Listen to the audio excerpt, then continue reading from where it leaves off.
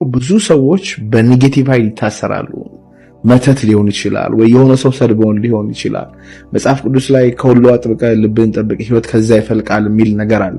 አሁን አንድ ሰው ክፉ ነገር ቢያደርግብኝ ወይ መተት ሊሆን ይችላል ወይ ድግምት ሊሆን ይችላል ወይ ስድብ ሊሆን ይችላል፣ እንዴት ነው መጠበቅ ያለብኝ? እኔ አሁን እዚህ እየኖርኩኝ ስለምሰማ ነው፣ በጣም ስለሚያስገርመኝ እንዲህ መተት ተደርጎብኝ ትምህርት የተዘጋብኝ ትዳሬ ፈረሰ ታመምኩኝ ጸበል ቦታም ስንሄድ እናያለን። ይሄ ግልጽ ነው፣ በተለይ ለኛ ለኢትዮጵያውያን ማለት ነው።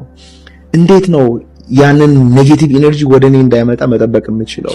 ብዙ ጠባቂዎች አሉ። አሁን እኮ እንግዲህ አንድ ሰው እንደዚህ ካለ የኃይል ሰራዊቱን መጀመሪያ እንትን ያስፈልገዋል መመደብ። አሁን ቅድም የጨለማዎቹን ዘረዘርክልኝ። ላይት ፎርስስ ምንድናቸው?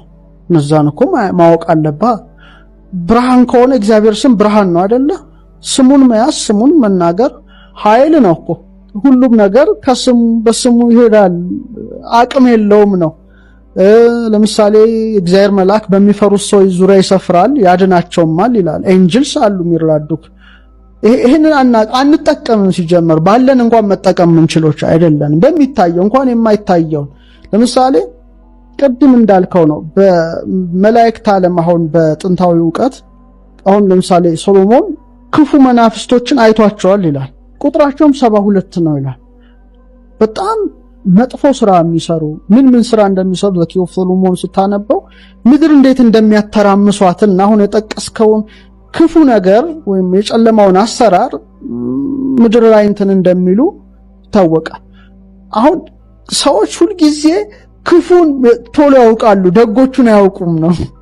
አሁን ለምሳሌ የሆነ መጥፎ ዜና የሚታየው ግን ደጎ ዜና ሰው አያይም።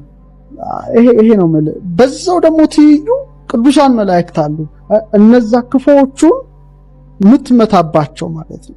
ኤንጅልስ አሉ። ሰዎቹ ክፉዎቹን ያውቋቸዋል፣ ደጎቹን ግን አያውቋቸውም። እነዛም ቁጥራቸው 72 ናቸው። የእግዚአብሔርን ስም ተሸክመዋል፣ ሰዎችን እንዲራዱ የተሰጡ ናቸው። እያንዳንዱ ኤንጅልስ ደግሞ የራሱ የሆነ ስራ አለው ነው። በቃ ለምሳሌ ገብርኤል የማፍሰር ከሆነ ተውቦ ምረት ለሚካኤል የመራራት ነው።